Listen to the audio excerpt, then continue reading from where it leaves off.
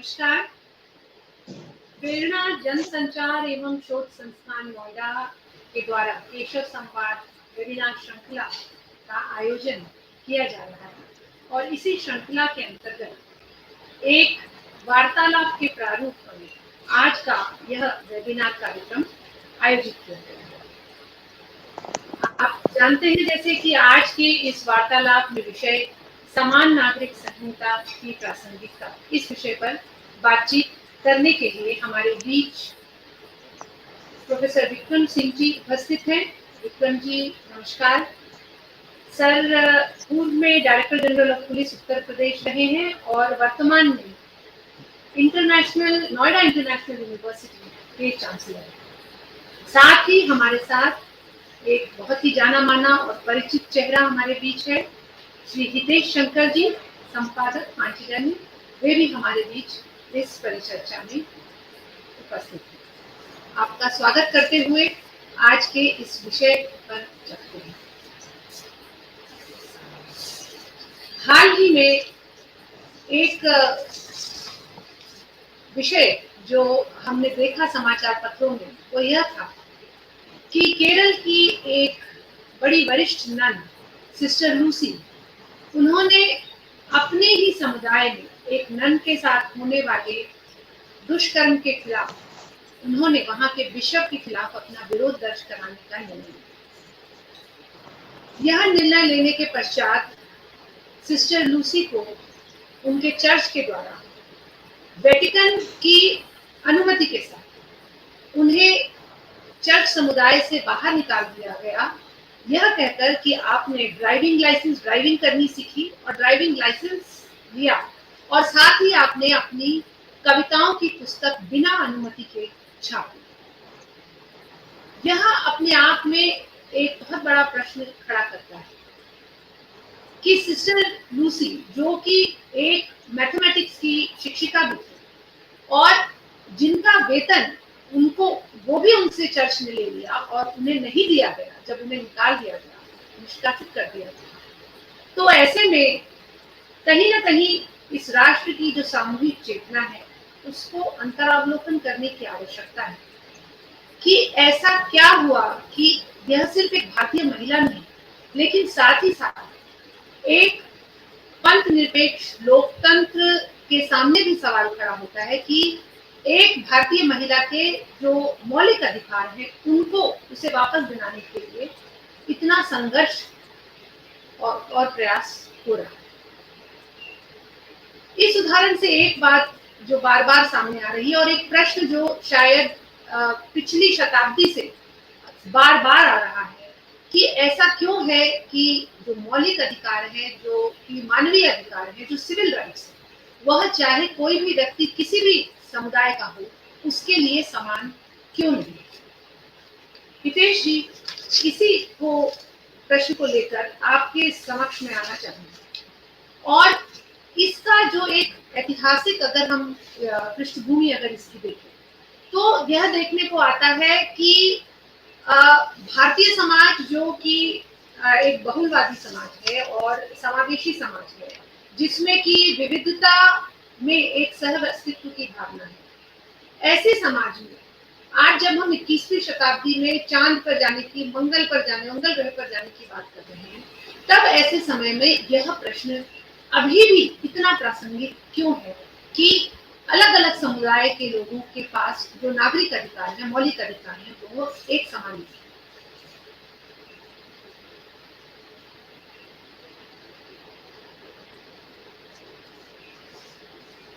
हितेश जी, आपका म्यूट है। जी, केशव संवाद श्रृंखला में प्रेरणा के इस डिजिटल मंच पर जो बंधु हमारे साथ जुड़े हैं, जो भगिनी हमारे साथ जुड़ी हैं, सभी का धन्यवाद कि आपने मुझे सुनने का के लिए बुलाया और आज आपने ये जो विषय का चुनाव किया है, मुझे लगता है कि इसकी पूर्व पीठिका गीता जी ने बहुत अच्छे से रखी है और एक कुनमुनाहट, एक बेचैनी और एक सवाल का बड़ा होना, ये पूरा देश देख रहा है। वो बार बार जो सवाल आता है वो है कि एक देश है, एक विधान हो और अब इस समस्या का समाधान होना चाहिए। अब इस जो अंतर किया जाता है, जैसे आपने सिस्टर लूसी की बात की, कविताओं से चर्च को डर लगता है। 3 तलाक का भी हमने देखा, एक समाज को 3 तलाक से डर लगता था, महिलाओं से घबराते हैं, उनके अधिकारों से घबराते हैं। और एक डिस्क्रिमिनेशन का अंतहीन सिलसिला चलाने के लिए राजनीति का एक धड़ा भी लगता है कि उसकी राजनीति इसी पर पलती है, तो उसको पालना और ज्यादा। इसलिए समानता के लिए प्रतिबद्धता जो दिखनी चाहिए वो प्रतिबद्धता नहीं दिखती। और अगर हम बात करें कि समान कानून, समान नागरिक संहिता, तो हमारे जो संविधान निर्माता थे उन्होंने संविधान का अनुच्छेद 36 से 51 तक निर्देशक तत्वों का वर्णन किया है। और खासतौर से इसमें जो अनुच्छेद 44 है उसमें समान नागरिक संहिता की संकल्पना की गई। अनुच्छेद 44 का जो उद्देश्य है वो ये है कि कुछ वर्ग ऐसे होंगे जो कमजोर रह गए, भेदभाव की समस्या है, तो उस भेदभाव की समस्या को समाप्त करना आवश्यक है। पूरे देश में विभिन्न सांस्कृतिक समूहों के बीच में आपसी समन्वय को और मजबूत करना, यह आर्टिकल 44 का एक उद्देश्य है। अनुच्छेद 44 राज्यों को निर्देश देता है कि उचित समय पर, मतलब ठीक समय वो निर्धारण वो करें, मगर सभी पंथ मजहबों के लिए पूरे देश में समान नागरिक संहिता लागू करनी चाहिए और की व्यवस्था राज्य करें, ऐसा एक आग्रह वहां दिखाई देता है। हमारा संविधान जब ये उद्घोषणा करता है कि हम भारत के लोग, तो इस घोषणा के साथ ही है कि सभी नागरिक समान हैं, सभी के ओर से समवेत स्वर में एक आग्रह किया जा रहा है। हमारा देश किसी पंथ या मजहब के ग्रंथ से नहीं चलता मगर संविधान से चलता है, ये समझने वाली बात है। और इस संविधान, इस शब्द की ही यदि अगर हम व्याख्या देखें तो संविधान है, यानी समान विधान, अर्थात ऐसा विधान जो सब पर समान रूप से लागू हो। तो जब डिस्क्रिमिनेशन हो जाता है तो संविधान नहीं रहता, हम उस शब्द से ही छल करने लगते हैं, राजनीति उस शब्द से ही छल करने लगती है।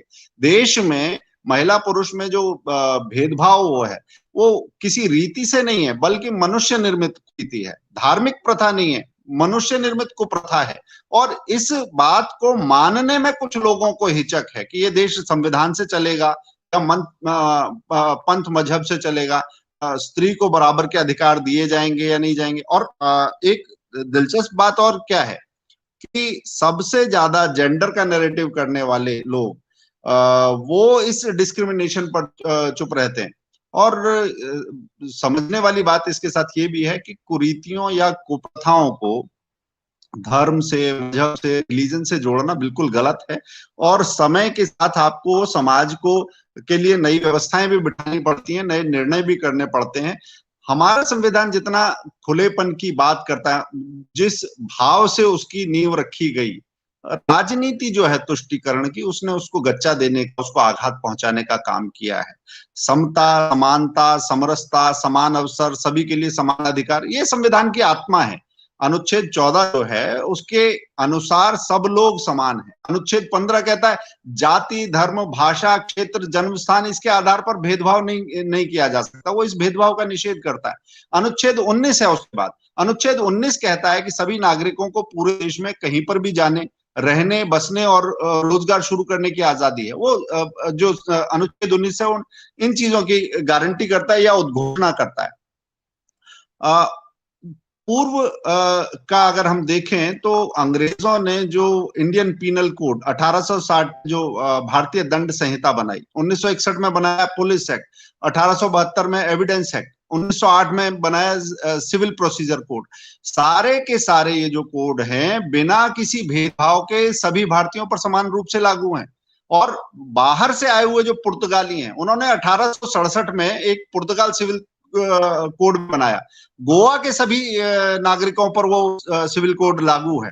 तो जब इतने सारे कानून पीनल कोड के लागू हो सकते हैं और पुर्तगाल का सिविल कोड गोवा के सब लोगों पर लागू हो सकता है, तो फिर सबके लिए समान कानून में अड़चन क्या है? और ऐसा भी नहीं है कि ये प्रावधान थे और इसके बारे में बाकी मत भिन्नता हमारे जो पूर्वज थे, पुरखे थे, संविधान की दृष्टि से उनके मन में कोई अलग अलग विचार हो, ऐसा भी नहीं है। हम बाबा साहब की अगर बात करें, बाबा साहब आम्बेडकर, उनका एक कोट है कि व्यावहारिक रूप से इस देश में एक सिविल संहिता है, उसके प्रावधान सर्वमान्य हैं और समान रूप से पूरे देश में लागू हैं। केवल विवाह उत्तराधिकार का क्षेत्र है जहां एक समान कानून अभी लागू नहीं है। ये बहुत छोटा सा क्षेत्र है जिस पर हम समान कानून नहीं बना सके हैं। इसलिए हमारी इच्छा है कि अनुच्छेद 35 को संविधान का भाग बनाकर सकारात्मक बदलाव लाया जाए। ये आवश्यक नहीं है कि उत्तराधिकार के जो कानून हैं वो पंथ से संचालित हों। पंथ को इतना विस्तृत और व्यापक क्षेत्र क्यों दिया जाए कि वो संपूर्ण जीवन पर कब्जा कर ले और विधायिका को इन क्षेत्रों में हस्तक्षेप करने से रोके। ये बात किसने कही? ये बात कही बाबा साहब ने। और बाबा साहब इस बात को इंगित भी कर रहे हैं कि ये एक थोड़ी सी कसर रह गई है जिसे ठीक करने की आवश्यकता है। मतलब हमने बनाया है मगर ये आगे आने के लिए, जैसे रिले रेस होती है, जब आप देश चलाते हैं तो आप एक समय में सारी व्यवस्थाएं नहीं करते, आगे आने वाली पीढ़ियों पर भी भरोसा करते हैं। आप देखिए आपके पुरखों ने आपके लिए, आपके कंधों पर क्या दायित्व दिया है और क्या भरोसा जताया है, आपने उस दिशा में क्या किया है, ये देखने वाली बात है। दूसरा, कन्हैयालाल माणिकलाल मुंशी जी कांग्रेस के बड़े नेता हुए हैं, उनका एक मुझे कोट याद आता है। उन्होंने कहा कि हम एक प्रगतिशील समाज हैं और ऐसे में पंथिक क्रियाकलापों में हस्तक्षेप किए बिना हमें देश को एकीकृत करना चाहिए, एकजुट करना चाहिए। बीते कुछ वर्षों में पंथिक क्रियाकलाप ने जीवन के सभी क्षेत्रों को अपने दायरे में ले लिया है। हमें ऐसा करने से रोकना होगा और ये कहना होगा कि विवाह के बाद के जो मामले पंथिक नहीं बल्कि पंथ निरपेक्ष कानून के विषय हैं। ये अनुच्छेद इसी बात का बल देता है। और उन्होंने साथ ही ये कहा कि मैं अपने मुस्लिम मित्रों से कहना चाहता हूं कि जितना जल्दी हम जीवन को पृथक करने वाले यानी अलग करने वाले जो दृष्टिकोणों को भूल जाएंगे, देश और समाज के लिए उतना ही अच्छा होगा। ये कन्हैयालाल माणिकलाल मुंशी जी का कथन है। कृष्णा स्वामी अय्यर जी को हम सब जानते हैं। उनका एक कथन मुझे ध्यान आता है। उन्होंने यूनिफॉर्म सिविल कोड की बहस, ये आज की बहस नहीं है, ये तब से चल रही है। उनका कथन था कि कुछ लोग कह रहे हैं कि यूनिफॉर्म सिविल कोड बन जाएगा तो मजहब खतरे में होगा, दो समुदाय के मैत्री भाव के साथ नहीं रह पाएंगे। इस अनुच्छेद का उद्देश्य ही जो है वो मैत्री भाव का बढ़ाना है। समान नागरिक संहिता मैत्री भाव को खत्म नहीं करेगी बल्कि मजबूत करेगी। उत्तराधिकार के विषय हैं या इस प्रकार के जो अन्य मामले हैं उनमें अलग अलग व्यवस्थाएं होंगी, मगर ये व्यवस्थाएं ही भारतीय नागरिकों में भिन्नता पैदा करती हैं। समान नागरिक संहिता का मूल उद्देश्य विवाह उत्तराधिकार के मामलों में एक समान सहमति तक पहुंचने का प्रयास करना है। जब ब्रिटिश सरकार ने इस देश के सारे नागरिकों के लिए समान रूप से लागू होने वाली भारतीय दंड संहिता लागू की थी, क्या तब मुस्लिम अपवाद बने रह पाए थे? ये सवाल आज भी उठा है और ये कृष्ण स्वामी जी ने तब भी प्रश्न उठाया था। ये भी कहा था कि क्या ऐसे में ब्रिटिश हुकूमत के खिलाफ वो मुस्लिम विद्रोह कर पाए थे? ये आज के प्रश्न नहीं है, ये लगातार मथने वाले प्रश्न हैं, तब से चलते आ रहे हैं हमारे सामने। और अगर हम कहें कि संविधान के जो निर्माता थे उनके अतिरिक्त अगर हम नेताओं की बात करें तो स्वतंत्रता के बाद जो सबसे बड़ा एक जन आंदोलन चला, राम मनोहर लोहिया जी उसमें अग्रणी नेता थे। उनका कहना था कि एक ही विषय है और एक ही विषय पर हिंदू मुस्लिम ईसाई पारसी सबके लिए अलग अलग कानून बनेंगे। पंथ निरपेक्षता और लोकतांत्रिक मूल्यों और देश की एकता अखंडता के लिए ये बहुत खतरनाक होगा। ये लोहिया जी ने उस समय कहा था। अटल बिहारी वाजपेयी जी, मैं बार बार कोट करता हूँ, पांचजन्य के पहले संपादक भी रहे और इस देश के पूर्व प्रधानमंत्री भी रहे। उन्होंने कहा जब यही मुद्दा आया तो कि मेरी समझ में नहीं आ रहा, जब संविधान निर्माताओं ने विवाह के लिए एक कानून बनाने की सिफारिश की और कहा कि राज्य इसकी तरफ ध्यान देगा, तो क्या वो सांप्रदायिक थे? क्या हमारे संविधान निर्माता सांप्रदायिक थे? क्या ये सांप्रदायिक मुद्दा है? क्रिमिनल लॉ एक है तो सिविल लॉ एक क्यों नहीं हो सकता? ये बहुत बड़ी बहस है और मुझे लगता है कि विक्रम जी को मैंने पहले भी सुना है इस विषय को, क्रिमिनल लॉ के साथ ये एक क्यों नहीं हो सकता, इस पर भी चर्चा करना बहुत जरूरी है।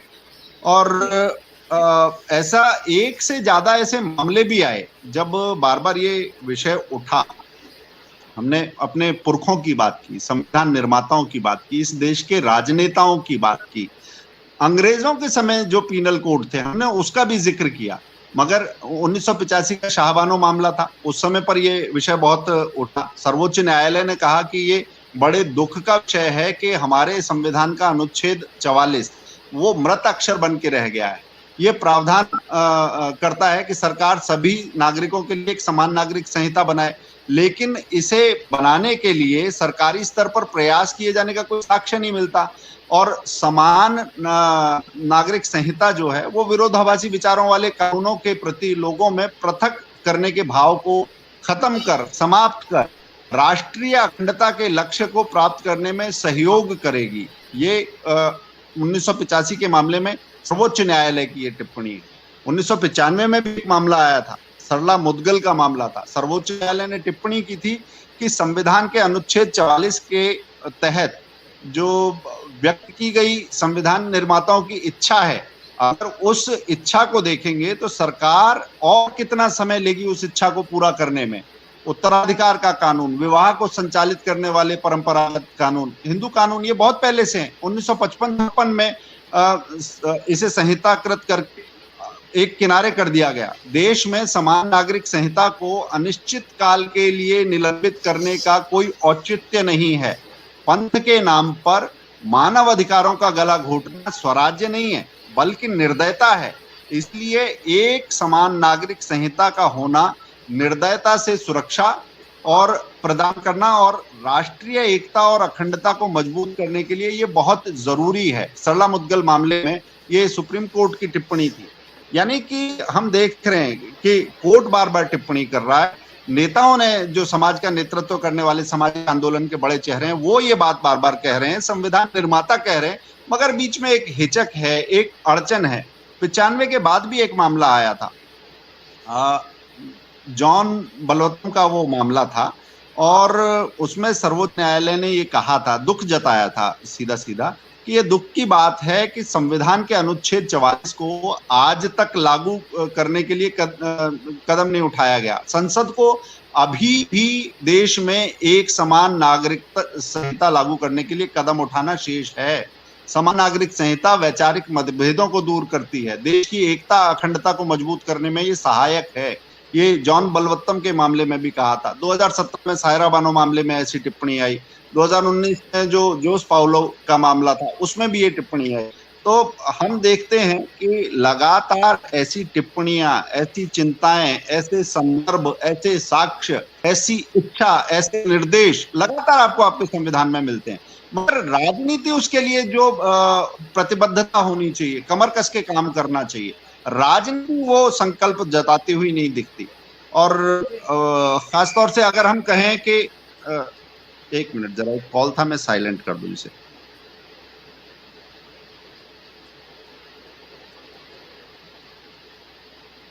सॉरी, बीच में थोड़ा सा इंटरप्शन हुआ।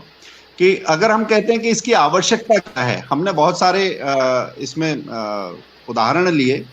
तो एक तो बहुविवाह का एक बड़ा मुद्दा है जो बार बार बनता है और एक समस्या भी है।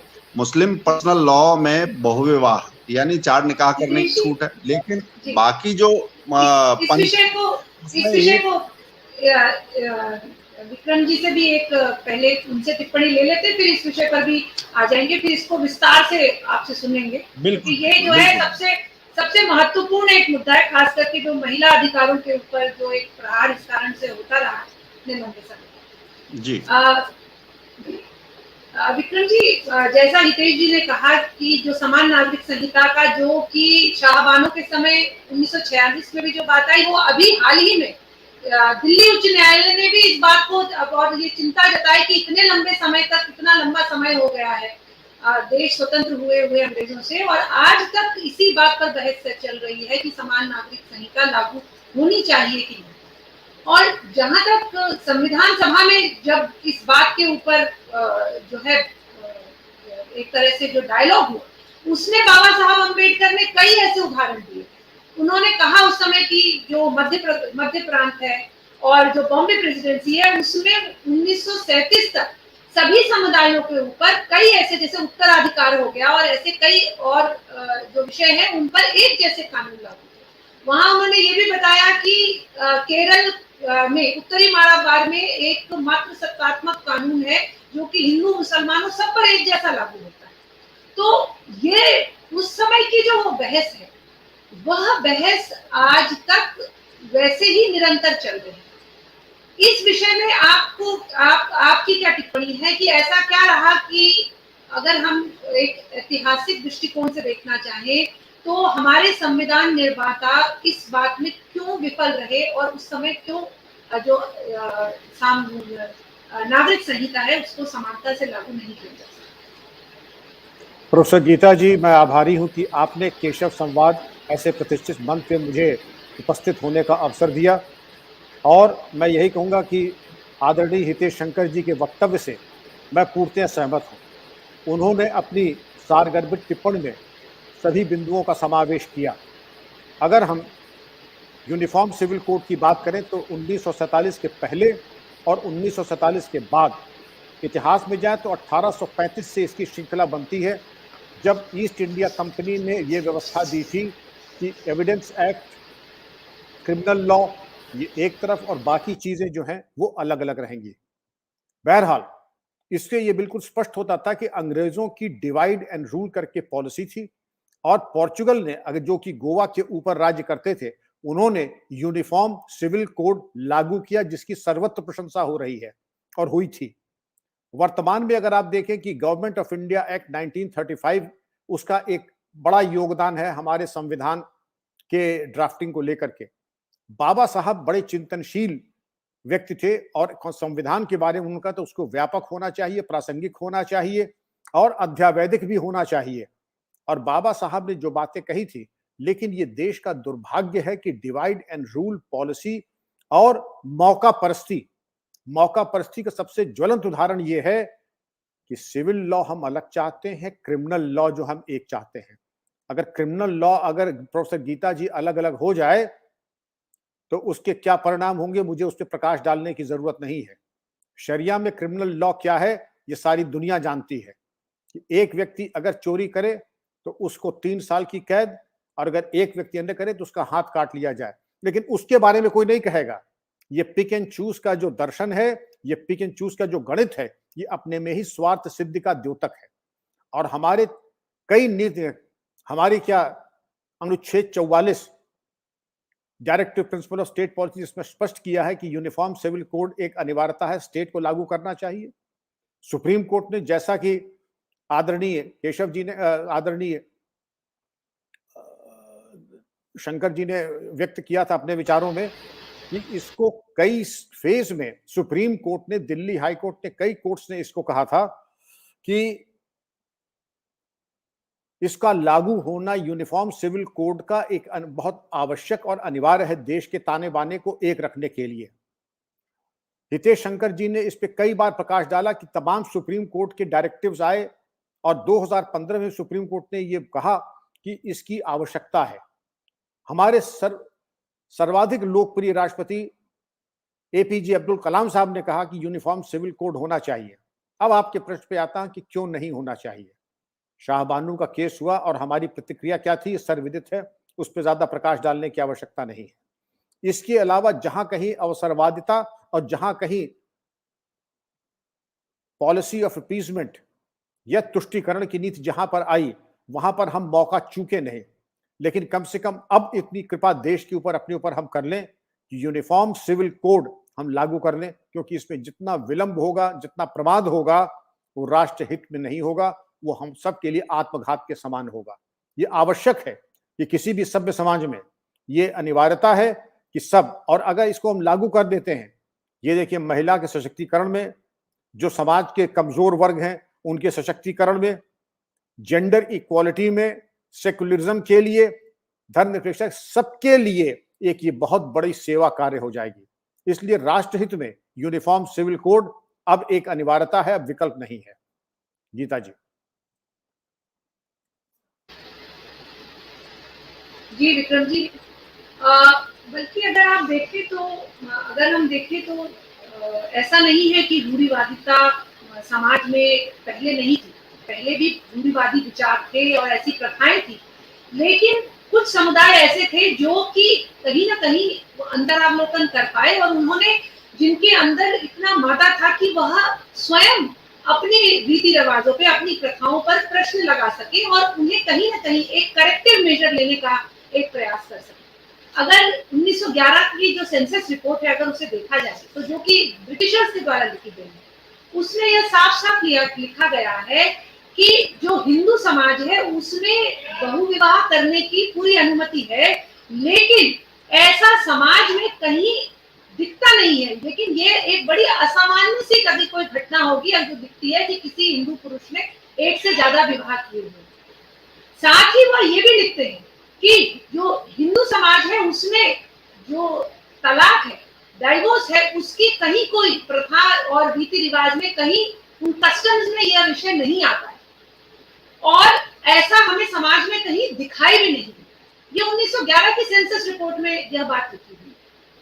लेकिन हम देखते हैं कि जिस प्रकार से समय और समाज में परिवर्तन आया और कहीं ना कहीं 1930 के दशक में महिलाओं ने यह आवाज उठाई कि उन्हें कुछ ऐसे, उन्हें वैधिक अधिकार चाहिए, जिनमें कि उन्होंने उत्तराधिकार की बात करी और या फिर जो है तलाक को वैध करने की बात कही। और 1950 के दशक तक आते आते इसके ऊपर काफी बहस हुई और 1954 में दिल्ली में बल्कि 13,000 महिलाओं की एक रैली निकली जिसमें कि इस विषय को उठाया गया था। और हम सभी जानते हैं कि 1950 और 55 के बीच में हिंदू कोड बिल को लाया गया, जिसमें कि हिंदू महिलाओं के लिए सरकार के द्वारा और संविधान में इसका प्रावधान किया गया कि उनको पुरुषों और उनके अधिकारों में कोई अंतर न हो। लेकिन उस समय जिस प्रकार से जो समाज के जो बाकी समुदाय की महिलाएं थी, उनको जिस प्रकार से कहीं ना कहीं छोड़ दिया गया, इसके ऊपर जो कृपलानी जी, एक जो समाजवादी बहुत बड़े नेता थे, उन्होंने जवाहरलाल नेहरू जी के ऊपर प्रश्न उठाया और संसद में उन्हें कहा कि आप एक थियोक्रेटिक स्टेट की तरह, आपका जो इस समय जो आपका विचार है इस कोड बिल को लाने का, वो एक थियोक्रेटिक स्टेट की तरह आप काम कर रहे हैं। आप जो है इस समाज की कुछ महिलाओं को इससे वंचित क्यों रखना चाहते हैं, उनको ये समान अधिकार क्यों नहीं देना चाहते। और उसके बाद जो अभी हितेश शंकर जी ने भी बड़े विस्तृत रूप से बताया कि किस प्रकार से जब शाहबानो के केस से लेकर और आगे तक किस प्रकार से यह लड़ाई चली। और ऐसा नहीं है कि उस समय का जो समाज है उसमें यह विषय नहीं आया हो। मुस्लिम सत्यशोधक मंडल नाम के एक संगठन ने 1971 में पुणे में एक बहुत बड़ी रैली निकाली और उस रैली का विषय था बुर्का और तलाक, कि हमारे समाज से यह दोनों जो ये कुप्रथाएं हैं इन्हें हटना चाहिए। लेकिन हमें ध्यान आता है कि 1972 और 73 के समय में all India Muslim personal law board की स्थापना करी गई और जिससे कहीं ना कहीं सरकार भी, उस समय की जो सरकार थी वो बड़े प्रत्यक्ष रूप से उसको बनाने में जो उसका सहयोग रहा और उसके बाद उन्होंने एक तरह से जो मुस्लिम समाज के एक तरह से स्पोक्स पर्सन बन गए और उन्होंने इस बात को समय समय पर, और हमने यह शाहबानो के जो अभी जब तलाक को सर्वोच्च न्यायालय के द्वारा अवैध 3 तलाक को घोषित किया गया, उस समय भी जो है उन्होंने जिस प्रकार की सबमिशन जो है न्यायालय ने की, उनको देखकर विचित्र लगता था कि 21वीं शताब्दी में कोई लिखकर यह दे सकता है कि महिलाओं की जो बुद्धि और समझ है वो पुरुषों से कम है। तो हितेश जी, इसी विषय को जो आप पहले भी ये बात बता रहे थे, मैं आपसे यह आग्रह करूंगी कि इसको थोड़ा और विस्तार से आगे इस पर चर्चा करें।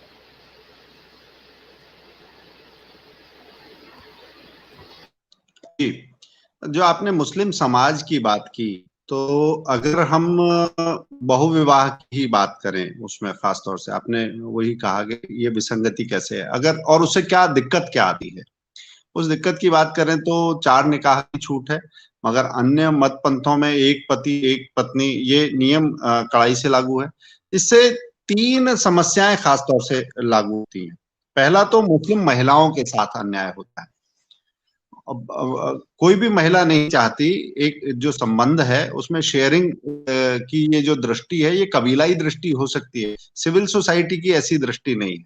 फिर 4 निकाह के वजह से अधिक संतानें होती हैं और उन संतानों के साथ अन्याय होता है क्योंकि उनको समुचित सुविधा नहीं मिल पाती।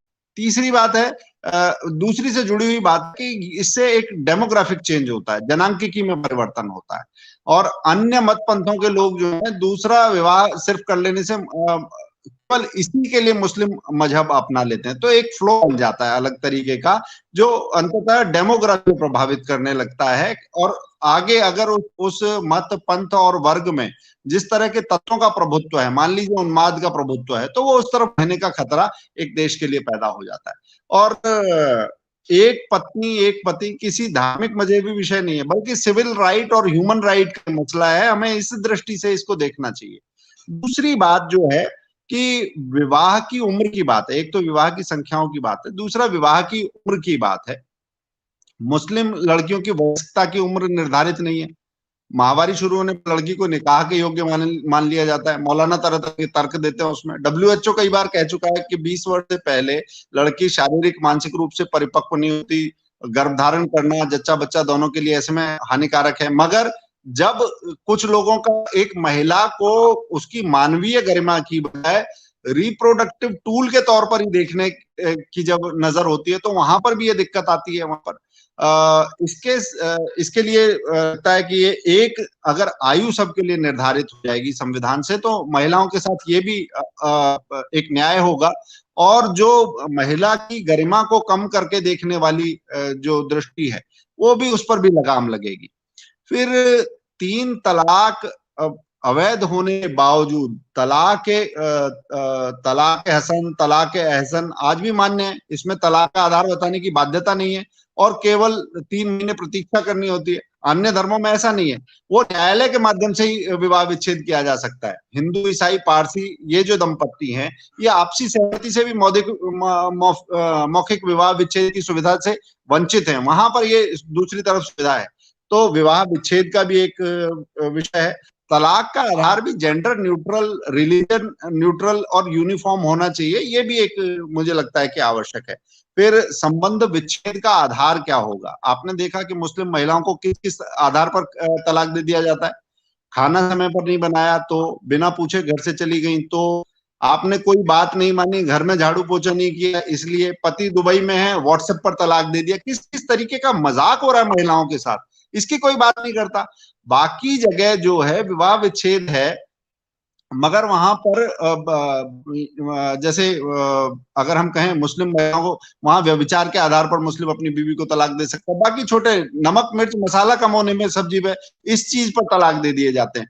हिंदू, पारसी, ईसाइयों में इस तरीके के ग्राउंड्स नहीं है। ईसाई रिलीजन में और इसमें हिंदू में कोर्ट जैसी लाइलाज बीमारी के आधार पर तलाक हो सकता है, लेकिन पारसी और मुस्लिम धर्म में नहीं हो सकता। कम विवाह के आधार पर हिंदू धर्म में विवाह विच्छेद हो सकता है, लेकिन पारसी, ईसाई, मुस्लिम में संभव नहीं हो सकता। फिर मैं फिर ये कह रहा हूँ कि ये जेंडर न्यूट्रल होना चाहिए, रिलीजन न्यूट्रल होना चाहिए और यूनिफॉर्म होना चाहिए। और तो इसमें जो 5वां बिंदु मुझे लगता है बहुत महत्वपूर्ण है, वो उत्तराधिकार के प्रश्न है। मुस्लिम कानून में उत्तराधिकार की व्यवस्था बहुत पेचीदा है, काफी उलझी हुई है। पैतृक संपत्ति में पुत्र और पुत्रियों के बीच में बड़ा भारी भेदभाव होता है। बाकी जगह पर इस तरीके का नहीं है। वहां कानून से जो कर दिया तो वो बाकी लोग मानते हैं, मगर आप कोई एक वर्ग है मानने को तैयार नहीं है, तो उसको संविधान से चलाने की कोशिश भी नहीं होती। विवाह के बाद पुत्रियों के पैतृक संपत्ति में अधिकार को सुरक्षित रखने की वहां कोई व्यवस्था नहीं है। विवाहोपरांत यानी शादी के बाद जो अर्जित संपत्ति है, वहां पत्नी के अधिकार अपरिभाषित हैं, उसको स्पष्ट नहीं किया गया है। उत्तराधिकार किसी तरह से ये मजहबी मामला नहीं है, ये रिलीजियस विषय नहीं है, ये इस सिविल राइट का विषय है, ये संविधान का विषय है। संविधान से चलेगा, ये मौलाना चलाएंगे, मौलानाओं से ये देश चलेगा क्या? ये इसलिए इसको न्यूट्रल रखना बहुत जरूरी है, क्योंकि अगर आप बाकी जगह चलाते हैं तो आप देखते हैं तालिबान चलाते हैं तो किस तरीके से होता है, शरिया चलाता है तो किस तरीके से होता है। और मुस्लिम कानून में जो छठा बिंदु है वो है वसीयत और दान से जुड़ा हुआ। वहां मौखिक चलता है दोनों ही चीजों में, बाकी जगह पर जो पंजीकृत वसीयत ही चलती है, मुस्लिम में वो मौखिक भी चलता है। और जबकि मुस्लिम कानून में एक और बात है कि एक तिहाई से ज्यादा संपत्ति की वसीयत नहीं की जा सकती है। बाकी रिलीजन में 100% संपत्ति की वसीयत की जा सकती है। यानी आपने संपत्ति के बंटवारे में, उत्तराधिकार में, शादी की उम्र में, विवाह विच्छेद में और खुद शादी की संख्या में, हर जगह पर तो कर रखा है आपने। फिर दत्तक का नियम है, गोद लेने का जो नियम है, मुस्लिमों के लिए अलग है, ईसाइयों के लिए अलग है, हिंदुओं के लिए अलग है। मुस्लिम महिला गोद नहीं ले सकती। अन्य धर्मों में भी जो है पुरुष की प्रधानता के साथ गोद लेने की बात है। ये एक इमोशनल इशू है और इसके लिए आप व्यवस्था नहीं बनाएंगे, एक संवैधानिक व्यवस्था सबके लिए नहीं बनाएंगे। ये किस तरीके का गड़बड़ जाला चल रहा है। और ये सारे विषय ऐसे हैं जिसके लिए जो अगर अभी जो विक्रम जी ने भी बात की, राजनीति को जिस तरह की संकल्पबद्धता होनी चाहिए वो नहीं दिखाई देती। और ये जो विसंगतियां हैं, एनोमलीज हैं, ये सिविल सोसाइटी के मन में भी फ्रस्ट्रेशन बढ़ती हैं जब देखते हैं और बाकी कुछ होता हुआ नहीं देखते हैं, तो ये फ्रस्ट्रेशन उधर भी बढ़ता है। जी हितेश जी, कहीं ना कहीं ये देख रहे हैं कि समाज में जो एक ये बहुसंख्यक और अल्पसंख्यक के आधार पर जो कानूनों का एक सीमांकन है, उसके कारण कहीं परेशानियां जो है वह समाज में बढ़ी है। यहाँ तक कि संविधान सभा में भी इस विषय को लेकर तजामुल हुसैन जो बिहार को रिप्रेजेंट करते थे, उन्होंने तो वहां ये तक कहा कि यह जो शब्द है, ये अंग्रेजों के अल्पसंख्यक शब्द जो है, ये अंग्रेजों के द्वारा दिया गया शब्द है और अब वो भारत छोड़ के चले गए हैं, तो हमें भी इसे अपनी डिक्शनरी से निकाल के बाहर कर देना चाहिए। आपने, हितेश जी ने अभी, विक्रम जी, मुस्लिम समाज की महिलाओं के विषय में बात रखी। हम जानते हैं कि बहुविवाह और हलाला आज भी एक बहुत बड़ा प्रश्न चिन्ह है। हालांकि भारत सरकार ने उनको, महिलाओं को जो है मुस्लिम महिला विवाह अधिकार कानून के माध्यम से उनको जो है 3 तलाक की जो कुप्रथा है उससे निजात दिलाने का प्रयास किया है, लेकिन अभी भी ये चुनौतियां सामने हैं। लेकिन साथ ही यह भी देखने को आया कि जो समाज में बाकी समुदाय की महिलाएं, जैसे हितेश जी ने अभी पारसी समुदाय की महिलाओं के विषय में भी बात की, तो पारसी समुदाय एक अकेला ऐसा समुदाय है जहां की जो उनके 1936 का जो उनका कानून है उसके अनुसार जो उनके फैमिली कोर्ट्स हैं उनमें जो न्यायाधीश है उसके साथ साथ ज्यूरी भी बैठती है। ज्यूरी में 5 लोग जो उन्हीं के समाज के लोग हैं, पारसी समाज के लोग हैं, वो बैठते हैं और जो भी निर्णय लिया जाता है उस निर्णय को आप चैलेंज नहीं कर सकते, चुनौती नहीं दे सकते हैं, जो कि बाकी हमारी न्यायिक प्रक्रिया में है। तो इसे लेकर जो पारसी समाज की महिलाएं हैं उनके अंदर भी बड़ी चिंता है। उन्होंने इस बात को लेकर वह भी जो है सर्वोच्च न्यायालय में गई है और उन्होंने सर्वोच्च न्यायालय में इस विषय को रखा है कि हम भी यह चाहते हैं कि जो फैमिली कोर्ट्स हैं जिस प्रकार से बाकी समाज के लिए हैं वैसे ही कोर्ट्स हमारे लिए भी किए जाए। साथ ही हमने कुछ समय पहले यह भी देखा कि पारसी समुदाय की महिलाओं को जो अगर अपने समुदाय से बाहर विवाह कर लेती तो उनके जितने अधिकार हैं अपने रीति रिवाज करने के, अपने मंदिर जो फायर टेम्पल है उसमें जाने के, उनके वो अधिकार ले लिए जाते हैं। इसके लिए कुछ महिलाएं, क्योंकि जब यह 3 तलाक के ऊपर जब सर्वोच्च न्यायालय का निर्णय आया और समाज में मुस्लिम महिलाओं ने जब इसके लिए आवाज उठाई तो उससे प्रेरणा लेते हुए कुछ महिलाएं जो है वो सर्वोच्च न्यायालय गई। उन्होंने कहा कि अगर वे पिता की मृत्यु पर मैं जाकर उनका जो भी अंतिम संस्कार है वह फायर टेम्पल में जाकर मुझे करने का अधिकार क्यों नहीं, मैं क्यों नहीं जाकर और अपने बाकी समाज के जो रीति रिवाज है उनको नहीं कर सकती। तो 2017 में सर्वोच्च न्यायालय ने उन्हें अधिकार दिया। पर प्रश्न ये उठता है कि अगर कानून बन भी जाता है, अगर वो समाज जो है, अगर जो वो समुदाय है, अगर वह उसे नहीं स्वीकारता, अगर वह उस बदलाव को नहीं अपनाएगा, तो यह जो समस्या है वो आगे भी चलती रहेगी। विक्रम जी, इस विषय में आप थोड़ा ये दोनों तीनों पहलुओं पर आप अपनी। प्रोफेसर गीता जी, सामान्यतः पारसियों बड़ा प्रबुद्ध और बहुत ही प्रोग्रेसिव एक समुदाय माना जाता है। भारत में केवल 5 लाख उनकी आबादी है और पूरे विश्व में भी उनकी संख्या बहुत कम है। इसलिए अगर पारसी महिला अपने समुदाय से बाहर विवाह करती है, एक तरीके से वो बिल्कुल याचक की स्थिति में आ जाती है। दूसरे तलाक की परिस्थिति में जो ज्यूरी की प्रथा है और नॉन अपीलेबल एक चीज होती है, ये तो नैसर्गिक न्याय की अवधारणा के बिल्कुल विपरीत है। अगर हम एक तरफ कहते हैं कि पारसियों का समुदाय बहुत शिक्षित, बहुत प्रबुद्ध है, तो कम से कम ये भी अपेक्षा की जाती थी कि महिला वर्ग के प्रति ये उदासीनता भी, इसके ऊपर भी उनकी दृष्टि जानी चाहिए थी। बेहतर होता कि पूरा पारसी समुदाय स्वयं जाकर के इसके बारे में एक निर्णय स्वयं ले लेता और ये जो प्रोग्रेसिव एक्शन होता उसके बारे में वो एक अपनी नीति निर्धारित करते और एक रोड मैप तैयार करते। नहीं हुआ। लेकिन अब ये समय आ गया है कि यूनिफॉर्म सिविल कोड के माध्यम से, जैसा कि आदरणीय हितेश जी ने कहा था कि ये सबके लिए एम्पावरमेंट है, पारसी महिलाओं के लिए भी, मुस्लिम महिलाओं के लिए भी, सभी महिला वर्ग के लिए ये एम्पावरमेंट का ये यूनिफॉर्म सिविल कोड अगर होता है तो ये होगा। और अगर इन सब चीजों के लिए पारसी महिला या अन्य वर्ग जाकर के सुप्रीम कोर्ट जाते हैं, हाई कोर्ट जाते हैं, या उसके बारे में यह लेजिस्लेशन होता है, तो चलिए ठीक है, ये अगर कर रहे हैं तो बहुत अच्छी बात है। लेकिन बेहतर ये होता कि समाज अपने स्तर पे ही इसका निराकरण और कोर्स करेक्शन स्वयं कर लेता, बनिस्बत इसके कि महिला वर्ग जाकर के सुप्रीम कोर्ट या हाई कोर्ट जाए। इसके अलावा अगर आपने देखा कि पारसियों की संख्या इतनी कम है, ये बड़ी संख्या में महाराष्ट्र में और गुजरात में पारसी महिलाएं अन्य जात के पुरुषों से विवाह कर रही हैं, तो क्या ये मान लिया जाए कि उनका उत्तराधिकार, उनके जितने अधिकार थे वो सब समाप्त हो गए? इससे ज्यादा क्रूर कोई व्यवस्था हो नहीं सकती है कि विरासत से लेकर के सामान्य जो मानव अधिकार हैं उससे वो उन बिल्कुल एक तरीके से बिल्कुल महरूम हो गई हैं। ये चीज कहीं भी नैसर्गिक न्याय की कसौटी पर, नेचुरल जस्टिस की कसौटी पर कहीं भी ये औचित्यपूर्ण नहीं है। बेहतर ये होता प्रोफेसर गीता जी, और मैं समझता हूं कि हितेश जी इसके बारे में कुछ एक अनुसंधान करें, देखें कि क्या कोर्स करेक्शन लेजिस्लेशन से हो सकता है। और ये भी सही है कि सुप्रीम कोर्ट के जो निरंतर जो दिशा निर्देश आ रहे हैं, कम से कम उसी के आलोक में लेजिस्लेशन कुछ हो जाए, या देश के शासन के लेवल पे कोई ऐसे हस्तक्षेप और कार्रवाई हो जाए। लेकिन ऐसा कुछ दिख नहीं रहा है। क्या कारण है? क्या पारसियों की संख्या इतनी कम है कि हमारा ध्यान नहीं जा रहा? वो हमारे वोट बैंक नहीं है?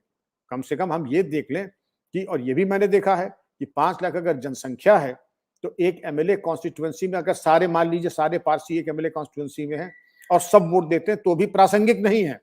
तो पारसियों के बारे में सोचने में समय हम क्यों बर्बाद करें? ये चीज ठीक नहीं है। अगर आप इनकम टैक्स देखें, हमारे सबसे अच्छे जो श्रेष्ठतम लॉयर, एडवोकेट्स, इंजीनियर्स, इंडस्ट्रियलिस्ट हैं, तो मान के चलिए कि पारसी ही है।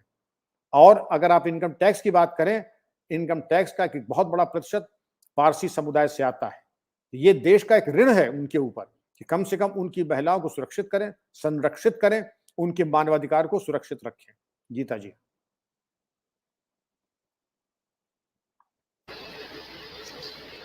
हितेश जी, साथ ही साथ अगर हम देखें तो कई ऐसे और भी कई विषय हैं जो कहीं ना कहीं नागरिक अधिकारों में आते हैं और उनके ऊपर समय समय पर बात उठती है, लेकिन कहीं ना कहीं अभी भी एक इसके ऊपर एक डिस्कोर्स आना आवश्यक है। जैसे उदाहरण के लिए एक जो मेरे ध्यान में बात आ रही है वो ये कि उत्तराखंड में और कई अगर आप पहाड़ी इलाके देखें तो उनमें जो नवरात्रि या ऐसे जो उत्सव होते हैं, भारतीय उत्सव है, उनमें एक समय पर वहां एक जो देवी के मंदिर पर बलि की प्रथा एक समय पर हुआ करती थी। उदाहरण के लिए उत्तराखंड में 2010 में न्यायपालिका के द्वारा यह आदेश दिए गए कि इस प्रथा पर रोक लगाए।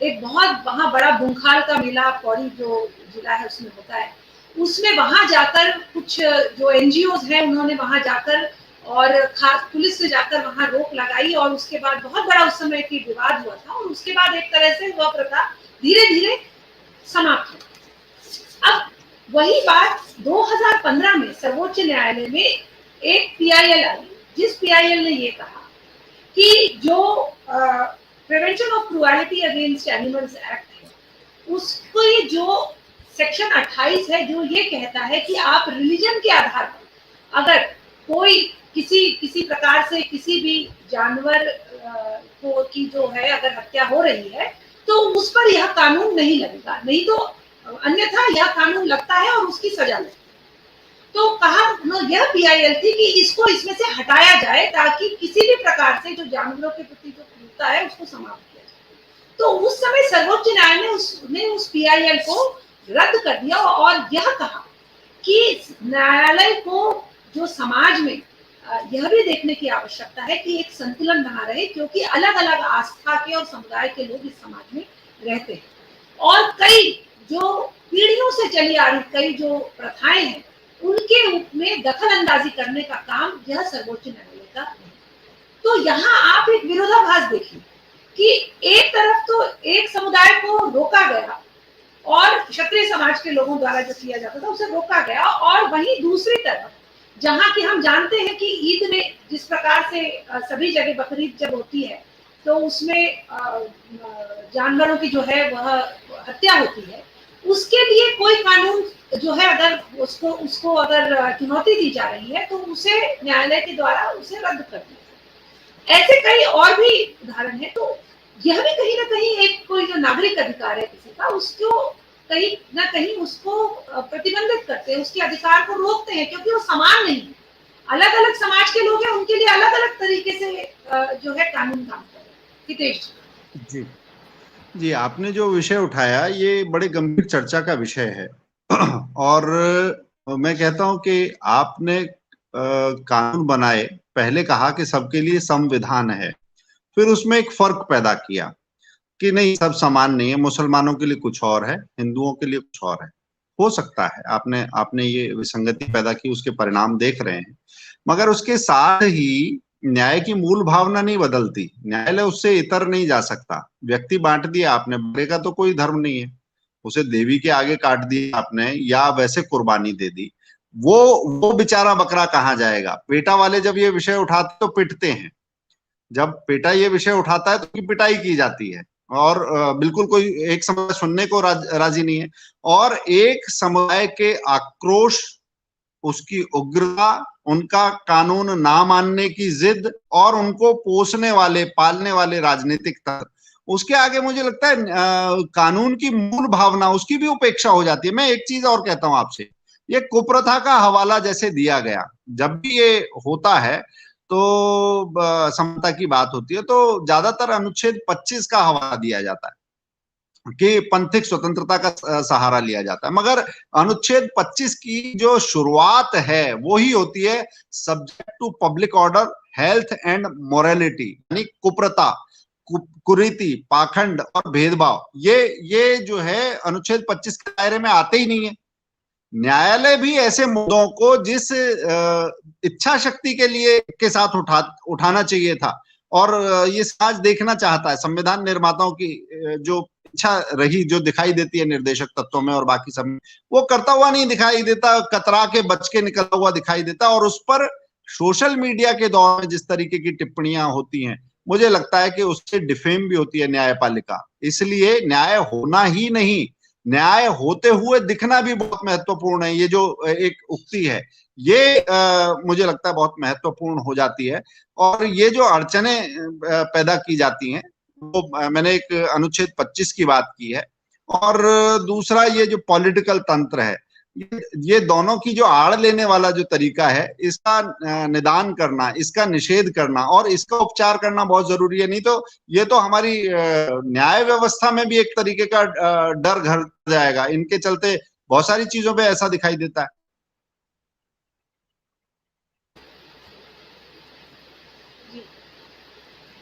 विक्रम जी, आपकी इस पे क्या टिप्पणी है?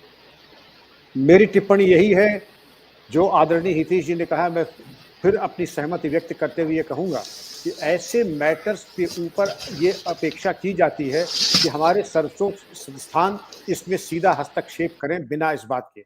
जलीकट्टू का निर्णय अगर आप ले लें, उसमें तो किसी जानवर का वध हो नहीं रहा था, केवल रेस हो रही थी, उसमें भी ऐसा हस्तक्षेप आया जिसके बारे में तमाम प्रश्न उठे और जायज प्रश्न उठे। और जैसा कि हितेश जी ने कहा कि फिर सोशल मीडिया में और प्रिंट मीडिया इलेक्ट्रॉनिक ऐसी आलोचना हुई कि अंततोगत्वा परिणाम सबके समक्ष है। लेकिन नेचुरल जस्टिस, नैसर्गिक न्याय बहुत बड़ी चीज है, दो मानक नहीं हो सकते हैं। ये ठीक है, अनुच्छेद 25 और अनुच्छेद 14 दोनों के आलोक पे अगर आप देखें तो ये जरूर है कि वांछित सावधानियों के साथ, वांछित नियंत्रण के साथ ये कार्रवाई और इनका होता है। लेकिन मैं इसको सहयोग, मतलब मैं इसको एक दूसरे का पूरक मानता हूं। अगर कोई करना चाहे तो ये एक दूसरे की सहायता और एक दूसरे के पूरक है। इक्वालिटी का मतलब ही यही होता है, ऑफ ऑल रिलीजन्स कि जहां समानता है अनुच्छेद 14 की, तो सब समान हो जाए। यही तो हम लोग इतनी देर से विचार विमर्श कर रहे हैं। तो विचार विनिमय क्या कि अगर समानता है तो सबकी हो, हिंदू, मुस्लिम, सिख, ईसाई, बौद्ध, पारसी सब एक लेवल प्लेइंग फील्ड पर आ जाएं। और फ्रीडम ऑफ रिलीजन है तो फ्रीडम ऑफ रिलीजन अगर एक को है, वही फ्रीडम सबको मिलनी चाहिए, वरना उतना ही नियंत्रण सबके ऊपर लागू हो बनस्पत के कि एक के ऊपर सारे नियंत्रण, एक के ऊपर सारे अंकुश और एक को बिल्कुल स्वच्छंद और निर्द्वंद छोड़ देना, ये न्याय नहीं है। इसके बारे में राष्ट्र को चिंता करनी होगी, चिंतन करना होगा और इसके बारे में एक समाधान भी ढूंढना पड़ेगा। समाधान जो कि न्यायोचित हो, समाधान जो कि जैसा कि हितेश जी ने कहा, justice must not only be done but must seem to be done. दिखाई भी पड़े कि न्याय हो रहा है, केवल वचनम किम दरिद्रता से काम नहीं चलेगा। जी, तो अब इस वेबिनार के हम अंतिम चरण पर आए हैं और इसमें हितेश जी, आपने जैसा कि कहा कि एक देश एक विधान, अब वो समाधान, तो समाधान के लिए की जो रोड मैप है, आप क्या देखते हैं कि कब तक ये हो पाएगा? क्योंकि मैं तो ये समझती हूँ कि अभी जो हम स्वतंत्रता की अमृतोत्सव की पृष्ठभूमि में या बातचीत जब हो रही है, तो ऐसे समय में यह बड़ा उचित होगा, उपयुक्त होगा कि समान नागरिक संहिता की तरफ सरकार और समाज दोनों मिलकर इसे कार्यान्वित करने के लिए आगे कार्य करें, ताकि यह जो नागरिक संहिता है, यह हमारी राष्ट्रीय एकता की भी सूत्रधार है, हमारी राष्ट्रीय अस्मिता और एकता की सूत्रधार है। हितेश जी, पिताजी मुझे लगता है कि आपने बिल्कुल सही कहा। 75 साल हो गए वो ताकत जुटाते जुटाते, उन दलों को वो समर्थन जुटाते जुटाते, जो थोथी राजनीति है उसको समझते समझते ये 75 साल हो गए और उन समस्याओं का समाधान हो चुका है जिन समस्याओं को ही सत्य मान लिया था कि शाश्वत यही रहने वाली हैं, कोई निदान नहीं होने वाला, उन सारी समस्याओं का भी समाधान हुआ है। तो मैं बहुत आशान्वित हूं कि जिन चीजों के लिए समाज ने लोकतंत्र में, जो लोकतंत्र को आघात पहुंचाने वाली, समाज में वैमनस्य पैदा करने वाली जो राजनीति है, उसको बुहार के एक तरफ किया है, तो उसने जब एक काम ये किया तो दूसरी राजनीति में भी एक इच्छा शक्ति पैदा की है। और वो इच्छा शक्ति ऐसे पैदा की है कि पहले राजनीति बस टेंजिबल गोल्स के लिए काम करती थी, मतलब अपना मुनाफा कितना नापा जा सकता है, मगर स्वच्छ भारत से किसी को क्या मुनाफा हो सकता है, सड़कें साफ रहे, तो वो वोट में ट्रांसलेट नहीं होता। राजनीति जब ऐसे लक्ष्यों को लेकर चलने लगती है तो वो राजनीति आशा जगाती है कि हाँ ये अब कर सकते हैं। साफ सड़कों से किसी के बूथ के वोट नहीं बढ़ते होंगे, वो गिनती में नहीं आते होंगे, मगर उससे देश की चमक बढ़ती है, हमारा माथा ऊंचा होता है। हमारा माथा ऊंचा हो, सबके मन का मैल कटे, सब बराबर हों, ऐसी राजनीति जैसे जैसे मजबूत होगी तो ये शिथिल करने वाले कानूनों की विसंगतियां ये भी दूर होंगी, ये कड़ियां भी कटेंगी। और स्वतंत्रता में तो पराधीनता की कड़ियां कटने का उत्साह है ही, ये विसंगतियों की कड़ियां कटने का भी उत्साह, मुझे लगता है हम उस दिशा में आगे बढ़ गए हैं।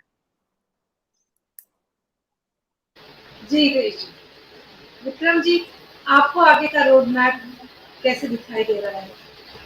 मैं पुनः ये कहना चाहूंगा, हितेश जी ने एक बहुत ही सकारात्मक रूप देख करके परिचर्चा को समापन की तरफ ले गए हैं।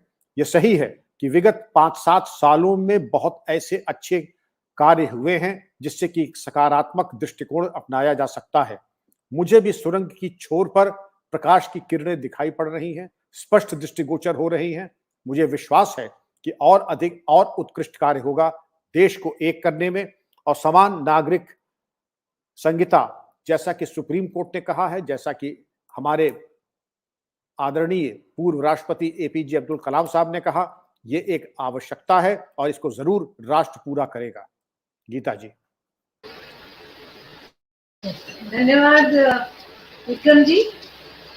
एक बड़ी ही सार्थक परिचर्चा आज रही हितेश जी, विक्रम जी आपके साथ, और कई ऐसे मुद्दों पर आज बातचीत हुई और कई ऐसे उदाहरण हमारे समक्ष आए, और मैं समझती हूँ कि जो भी इस परिचर्चा में इस आवासीय पटल पर आज हमारे साथ जुड़े होंगे, उन सबको भी इस विषय पर आज जो हमने बातचीत करी वह अच्छी लगी होगी।